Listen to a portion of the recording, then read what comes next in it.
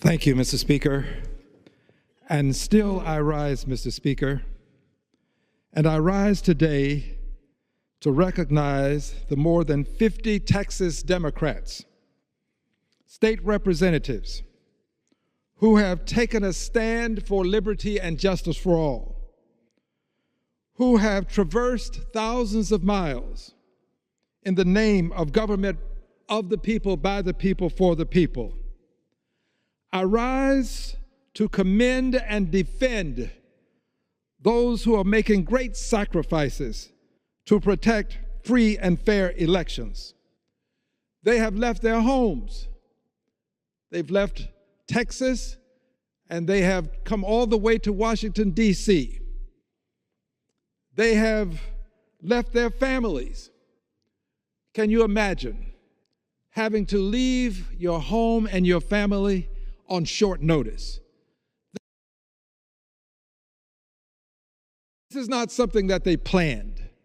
This is not something that they had time to think through and to give all of the deliberations and considerations that one might give to leaving home for some extended period of time, to be quite candid, not to know exactly how long they will be gone from home.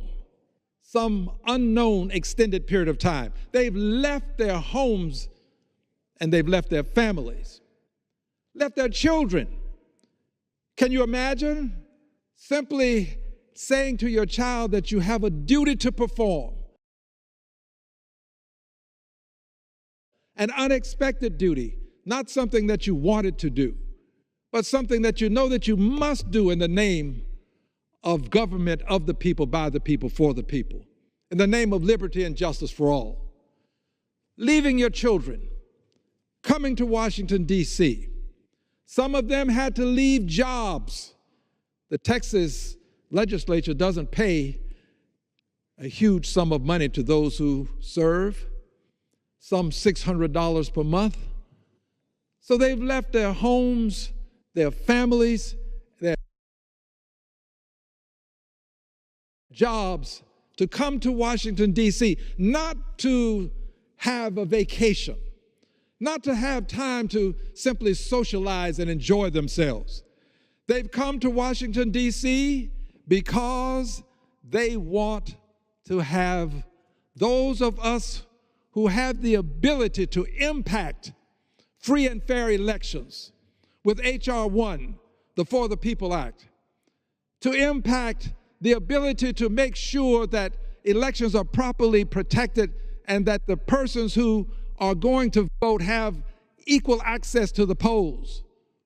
They want us to pass H.R. 4 once we file it again, the John Lewis Voting Rights Act, one that would advance voting rights, I might add.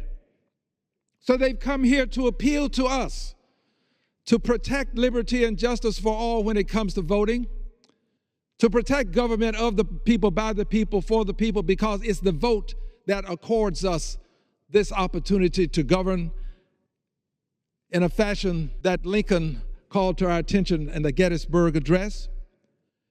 They've come to Washington, D.C., to the citadel of democracy in the United States of America, and they're prepared to stay as long as it takes so that they may do what many people would admire them for doing, but not everyone would do. They're here to break the quorum so that the Texas State House cannot pass laws that are invidiously discriminating, a term that I like very much, invidious discrimination, because it means harmful discrimination. Not all discrimination is harmful, but they are here to fight against the invidious discrimination. And they've come here asking us to take a stand with them. They're breaking a quorum. Now, there are those who contend that what they are doing is what we're contending that the Senate should not do. Not true. Not true. They are breaking a quorum.